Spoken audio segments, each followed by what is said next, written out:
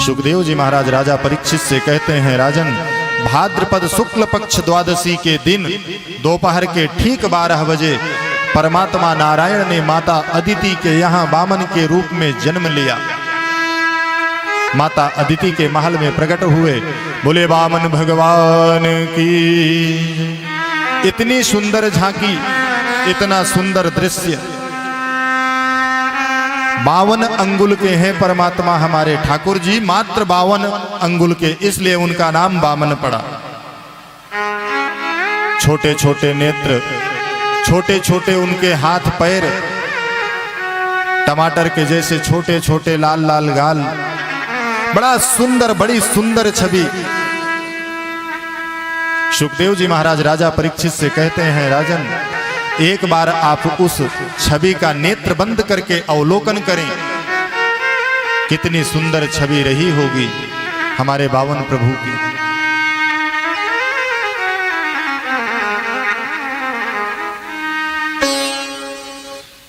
माता अदिति ने वामन भगवान को कौपीन धारण कराई।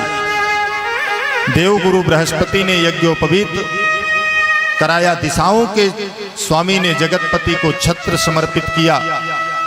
ब्रह्मा जी ने कमंडल समर्पित किया। सप्त ऋषियों ने कुशा और खड़ाहू दिया। और माता अन्नपूर्णा आई और भिक्षा पात्र में भिक्षा भर दी। और जब यज्ञोपवीत संस्कार होता है, उस समय जो भी भिक्षा मिलती है वो सब भिक्षा लेकर गुरु को प्रदान की जाती है। और जैसे ही मेरे वामन भगवान उस भिक्षा को लेकर देवगुरु बृहस्पति को समर्पित करने गए, देवगुरु बृहस्पति ने कहा, मैं ये भिक्षा नहीं लेता, अगर आपको मुझे भिक्षा देना है तो आप जाएं और राजा बलि के यहाँ से उस देवताओं के स्वर्ग को वापस ला करके मुझे दान दे तो मैं लूंगा। वामन प्रभु ने कहा, आपका अगर आदेश है तो मैं अवश्य देवताओं की कार्य सिद्धि के लिए मैं जाऊंगा। और प्रभु सीधे वहां से राजा बलि की महल की तरफ चल दिए। एक बात आपको और बताऊं कि जिस व्यक्ति को, जिस इंसान को आप पहचानते तक ना हो, जानते भी ना हो कि ये कौन है, अगर उसको आपने देखा, वो आपके सामने आ गया और उसको देखकर हमारा मस्तक अगर झुकने लगे, तो आप ये समझ लें कि इसमें कुछ ना कुछ दैवी शक्ति जरूर है। वामन प्रभु धीरे धीरे धीरे धीरे आ रहे हैं। और राजा बलि तो जब से स्वर्ग को जीता है, तब से तो उसके यहाँ यज्ञ पर यज्ञ चल रहे हैं। राजा बलि ने जैसे ही दूर से आते हुए वामन प्रभु को देखा,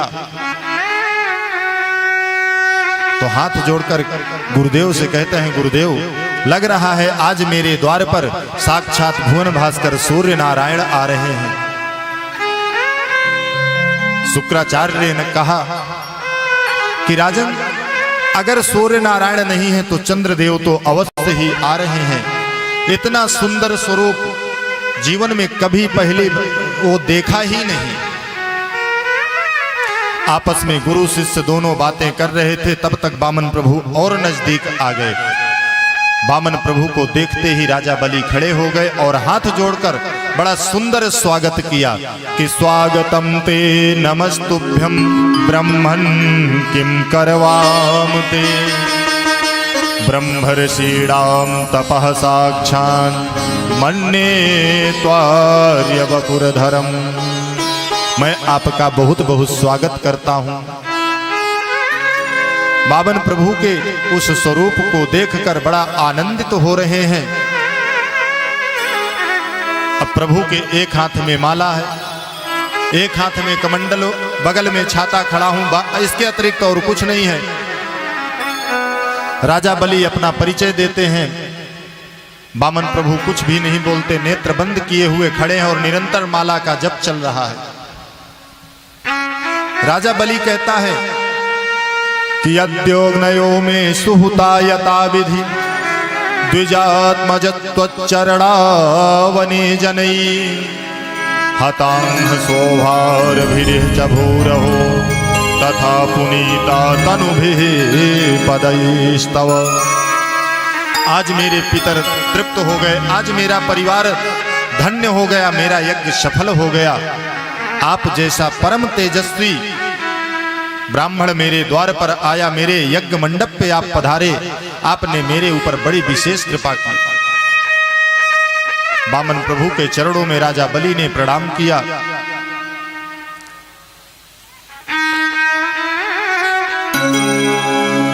राजा बलि हाथ जोड़कर निवेदन करता है, प्रभु आपको मैं क्या भेंट करूं? गाम कांचनम गुणवत धाम मृष्टम, आप अगर आदेश करें तो मैं आपको 2-4-10,000 गौएं दान में दे दूं। आप कहें तो मैं आपको सोना चांदी हीरे जवाहरात, आप जो कहें मैं आपको दे दूं। आप कहें तो मैं आपके लिए कंचन का महल बना करके आपको दे दूं।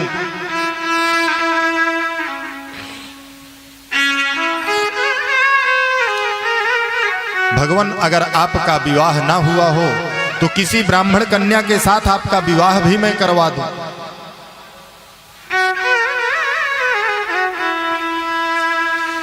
प्रभु सब शांत खड़े सुन रहे हैं और राजा बलि से कहते हैं, ओ अच्छा तुम ही राजा बलि हो। अगर तुम दान की बात करते हो तो इसमें कोई आश्चर्य नहीं है, इसमें कोई आश्चर्य की बात नहीं है। परंतु राजन, मुझे बड़ा संकोच के साथ कहना पड़ रहा है कि मैं कुछ भी दान में नहीं ग्रहण करता, मैं दान में कुछ भी नहीं लेता। क्योंकि राजन, लेने से ऐसी स्थिति होती है कि आज अगर 5 रुपए मैंने लिया तो कल 10 की चाहत होगी, परसों 25 की चाहत होगी, फिर 50 की, फिर 1000 की, फिर 500। तो इसलिए राजन मैं कुछ भी अपने जीवन में नहीं लेता। राजा बलि कहता है, मेरे द्वार पर अगर कोई ब्राह्मण आकर के खाली हाथ चला जाए तो कितने आश्चर्य की बात है। बोले मैं क्या करूंगा, अकेला हूं, मुझे दान लेकर क्या करना है। राजा बलि ने कहा, अगर आप कहें तो मैं आपका विवाह करवा दूं। अनेकों प्रकार से राजा बलि और वामन प्रभु की आपस में बातें हुई। अंत में प्रभु ने बड़े ही संकोच के साथ कहा कि राजन, अगर तुम मुझे कुछ ना कुछ दान देना चाहते हैं तो बस आप मुझे 3 पग धरती दे दें कि तस्मात् त्वत्तो महीमीशद्रणे हम बरदर सभात पदानि त्रीणि दैत्रेन्द्र सम्मितानि पदा मम। राजन, अगर मुझे कुछ आप देना चाहते हैं तो मात्र 3 पग पृथ्वी ही आप मुझे दे दें। राजा बलि हंस करके बोले कि 3 बिलात के तो आप खुद ही हैं और 3 पग धरती आपको क्या होगी। प्रभु बोले, राजन 3 से न 3.25 न 3.25, अगर आपको देना है तो आप बताइए, हम 3 पग धरती लेंगे, वो भी अपने पैरों से नाप कर। राजा बलि ने सोचा कि अच्छा हठी ब्राह्मण है, चलो किसी तरह से मान गया है, अगर दान लेने के लिए तो ठीक है। और प्रभु, वामन प्रभु तो मन ही मन कह रहे हैं कि रुक जाओ, तुम पहले 2 पग में ही पूरा कर देना, फिर तीसरे की बात ही करना। आपस में बातें हो रही थी। शुक्राचार्य को कुछ गड़बड़ लगा। शुक्राचार्य बलि को किनारे ले जाकर के एकांत में बोले, राजन मुझे कुछ गड़बड़ लग रहा है, ये साक्षात नारायण हैं, तुम्हें ठगने के लिए आए हैं। इसलिए मैं तो कहता हूं राजन कि इनसे हाथ जोड़ करके कह दो कि मैंने आपसे कोई लेने देने वाली बात नहीं की, आप वापस चले जाएं। राजा बलि ने कहा, वाह गुरुदेव, आप गुरु होकर के और मुझे झूठ बोलने की शिक्षा दे रहे हैं।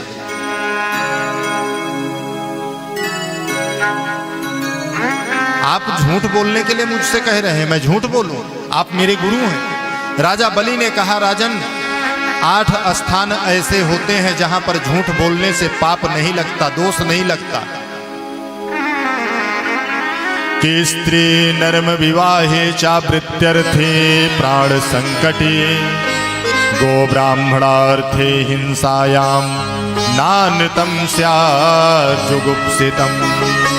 राजन 8 स्थान पर अगर व्यक्ति झूठ बोलता है तो वहां पर दोष नहीं लगता। पहला, स्त्री से, अगर पत्नी से कोई बात, स्त्री जाति से कोई बात अगर छुपानी पड़ जाए तो उसमें दोष नहीं लगता, क्योंकि माताओं का इतना कोमल हृदय होता है कि उनसे कोई भी गुप्त बात आप बता दें वो किसी न किसी से बता देंगे।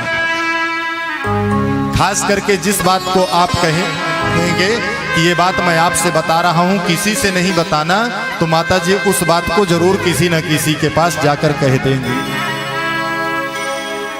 इसलिए राजन, पहला तो स्त्री से अगर झूठ बोलना पड़े, कोई बात अगर गुप्त रखनी पड़े तो दोष नहीं लगता। कोई अगर सीक्रेट बात हो तो उसको छुपा देना चाहिए। दूसरी, अगर हंसी मजाक में कोई बात झूठी निकल जाए तो उसमें दोष नहीं लगता।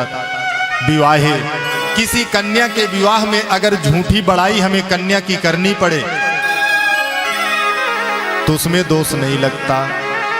वृत्यर्थे प्राण संकटे, किसी का सारा धन अगर समूल धन नष्ट हो रहा हो, अगर हमारे एक बार झूठ बोल देने से उसका धन बच रहा हो तो जरूर हमें झूठ बोल देना चाहिए। किसी के प्राण संकट में हो और हमारे एक बार झूठ बोल देने से उसके प्राणों की रक्षा हो सकती है तो झूठ बोलने में कोई दोष नहीं लगता।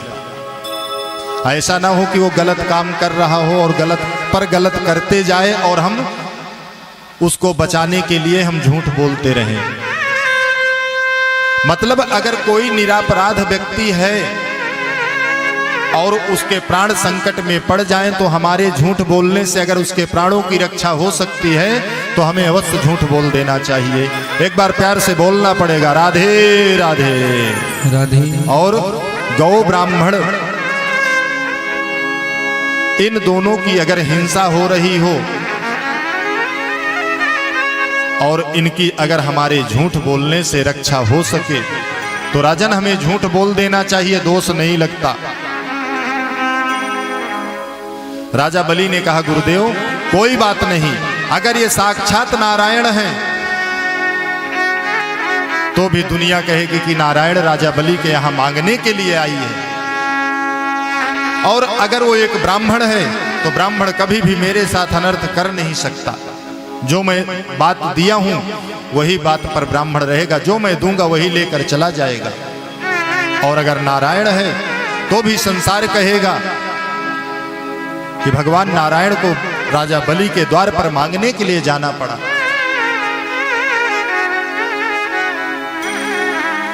राजा बलि से प्रभु ने पहले संकल्प करवा लिया,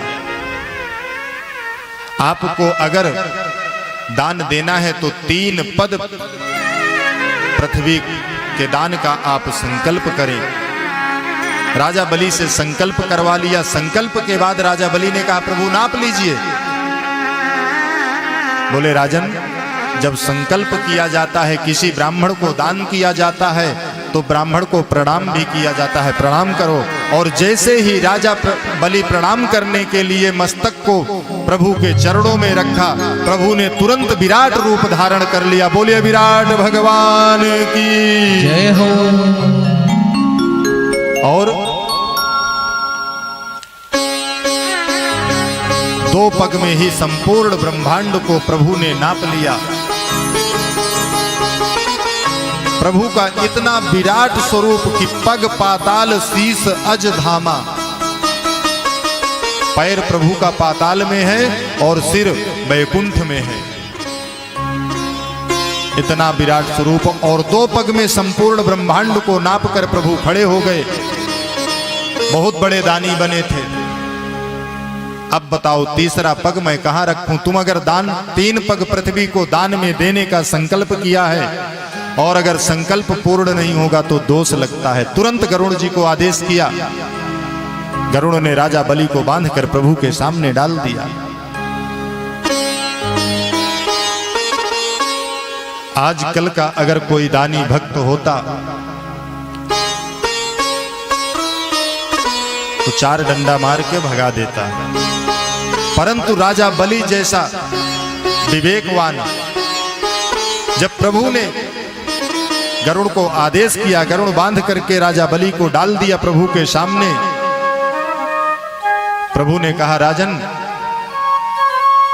तुम्हें भोगना पड़ेगा क्योंकि तुमने संकल्प किया है। राजा बलि इतना विवेकवान और इतना बुद्धिमान, तुरंत हाथ जोड़ करके कहा, प्रभु बस आप इतना बता दीजिए कि धन बड़ा होता है या धन का मालिक? वामन भगवान ने कहा, राजन धन से बड़ा धन का मालिक होता है। तो राजा बलि ने तुरंत हाथ जोड़कर कहा कि यद्युत्तम श्लोक भवान ममेरितम बचो गलीकम सुरवर्य मन्यते करोमृतम तन्न भवेत् प्रलंभनम पदम तृतीयम कुरु शीर्षणि में निजम। भगवान आपने अभी तक मेरे धन को आपने नापा है। जब धन से बड़ा धन का मालिक होता है तो प्रभु मैं आपसे कहता हूं कि आप तीसरा पैर मेरे मस्तक पर रख दीजिए, मेरे सिर पर रख दीजिए। प्रभु ने तीसरा पैर राजा बलि के सिर पर रखा और तीसरा चरण रखते ही प्रभु के नेत्रों से अश्रुधारा बहने लगी कि राजन छलने के लिए तो मैं तुझे आया था, लेकिन तुमने ही मुझे छल लिया। बलि की पत्नी आई, प्रभु को प्रणाम किया, जल चढ़ाया, हाथ जोड़ करके बोली, प्रभु ये संसार संपूर्ण आपकी क्रीड़ा है, आपने दिया तो अच्छा किया, लेकिन आपने ये जो संपूर्ण साम्राज्य को वापस ले लिया, आपने हमारे ऊपर बहुत बड़ी कृपा की। बताइए, जिसका सारा धन वैभव नष्ट हो जाए और उसके परिवार में तनिक भी कोई विचलित ना हो, राजा बलि से ज्यादा पत्नी विवेकवान कहती, प्रभु आपने बहुत अच्छा किया। भगवान ने सोचा इतना ज्ञानी परिवार। प्रभु ने कहा, राजन मैं तुमसे प्रसन्न हूं, मांग लो, तुम्हें जो चाहिए मैं तुम्हें देना चाहता हूं। राजा बलि भी बड़े बुद्धिमान बोले, प्रभु अगर आप मुझे कुछ देना चाहते हैं तो एक ही वरदान दे दें। राजा बलि को प्रभु ने सुतल लोक का मालिक बना दिया और राजा बलि ने प्रभु से मांगा कि अगर आप देना चाहते हैं तो आप मुझे बस ये वरदान दे दें कि जब भी मैं अपने महल से बाहर निकलूं तो आपका दर्शन हो, और जब बाहर से मैं महल के अंदर प्रवेश करूं तो आपका दर्शन हो। प्रभु बोले, इसका मतलब हम आपके द्वार के चौकीदार। भाई जब चौकीदारी करेंगे तभी ना हमें पता चलेगा कि आप कब अंदर और बाहर जा रहे हैं, ऐसे तो हमें पता नहीं चलेगा।